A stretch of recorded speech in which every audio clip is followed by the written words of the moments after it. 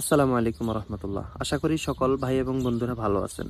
আপনাদের কাছে আমার আজকের কিছু কথাগুলো হয়তো ভালো লাগতেও পারে, নাও লাগতে পারে, কিন্তু যুক্তিসঙ্গত হলে অবশ্যই একটি কমেন্ট করবেন। কমেন্টটা কথাগুলো হলো, আমাদের সমাজে যে নোংরা একটা সিস্টেম চালু হয়েছে, যেখানে মেয়ের বাপেরা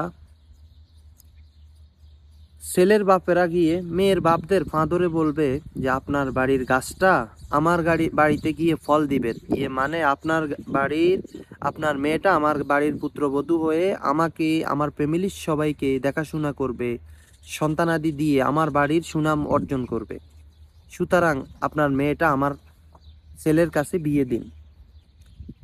পাটা ধরার উচিত ছিল যে ছেলের বাপেদের, কিন্তু উল্টো আমাদের সমাজটা এমন হয়ে গেছে, যার মেয়ে হয়েছে মনে হয় সেই যেন একদম সমাজের নিকৃষ্ট বাবা হয়ে গেছে। গত কয়েকদিন আগে একটা ফটো খুবই ভাইরাল হয়েছে।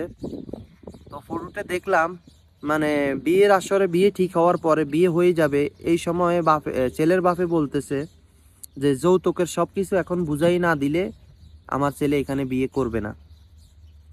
তখন মেয়ের বাপের ফ্যামিলির সবাই মিলে ছেলের বাপকেও বেঁধে রাখছে, ছেলেকেও বেঁধে রাখছে। আপনারা কি এটাকে উপযুক্ত শাস্তি বলে মনে করেন কিনা? আমি মনে করি, কারণ একটা মেয়ের বাপে কত ত্যাগ স্বীকার করার পরে হাজারো যন্ত্রণা, সামাজিক যন্ত্রণা থেকে বাঁচিয়ে, ইপটিজিং থেকে বাঁচিয়ে তার মেয়েটাকে আপনার জন্য ইনটেক একটা প্যাকেট বানাই রাখছে। তার মেয়েটা আপনার বাড়িতে এসে ফল দিবে, কিন্তু গাছটা তার বাড়ির। সেখানে তার বাপকে উল্টা দিয়ে আপনাকে আপনার ছেলের বিয়ে করা উচিত ছিল। কিন্তু আপনি ছেলে বিয়ে করাবেন, মেয়ের বাপের থেকে যেগুলো আশা করবেন এগুলো না দিলে আপনি মেয়ের উপর নির্যাতন করবেন বা মেয়েকে ওখানে বিয়ে করাবেন না। এ কেমন নোংরা আমাদের চিন্তা ভাবনা! আমরা কি মানুষের মধ্যে পড়ি? বাংলাদেশের এই কালচারটাকে আপনারা কি মনে করেন? এটা আমার বোধগম্য নয়, আমার যুক্তিতে আসে না। আমার কাছে বিষয়টা খুবই খারাপ লাগে, কিন্তু আমার পক্ষে করা কিছুই সম্ভব না। ছোট্ট একটা ভিডিও দিয়ে ছোট্ট একটা প্রতিবাদ করলাম।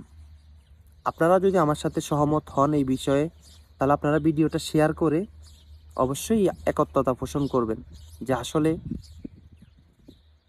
মেয়ের বাপের বাড়ির গাছটা এসে ছেলের বাড়িতে ফল দিবে। সুতরাং মেয়ের মাকেই সর্বোচ্চ সম্মান দেওয়া দরকার, ছেলের বাপ মার থেকেও। সুতরাং আজকের কথা এখানেই রইল। যারা মানে শ্বশুর বাড়ি থেকে কিছু নিবেন, বিয়ে করবেন, এই চিন্তা ভাবনা আছেন, আপনাদের জন্য লজ্জা। আপনারা কোনো মানুষই না, আপনারা কোনো মানুষের মধ্যেই পড়েন না। যদি আপনারা সঠিক পুরুষ হয়ে থাকেন, নিজের পায়ে দাঁড়িয়ে এমন মেয়েকে আনবেন যেন উল্টা দিয়ে আনতে পারেন, মেয়ের বাপ থেকে নিয়ে না। ধন্যবাদ সবাইকে। আমার কথাগুলো খারাপ লাগলে কেউ মাইন্ড করবেন না। আমার পেজটা নতুন, ফলো করে এগিয়ে নিয়ে যাওয়ার জন্য সহযোগিতা করবেন। ইনশাল্লাহ নিত্য নতুন প্রতিবাদী ভিডিও আপলোড করার চেষ্টা করব। ধন্যবাদ সবাইকে। আসসালামু আলাইকুম।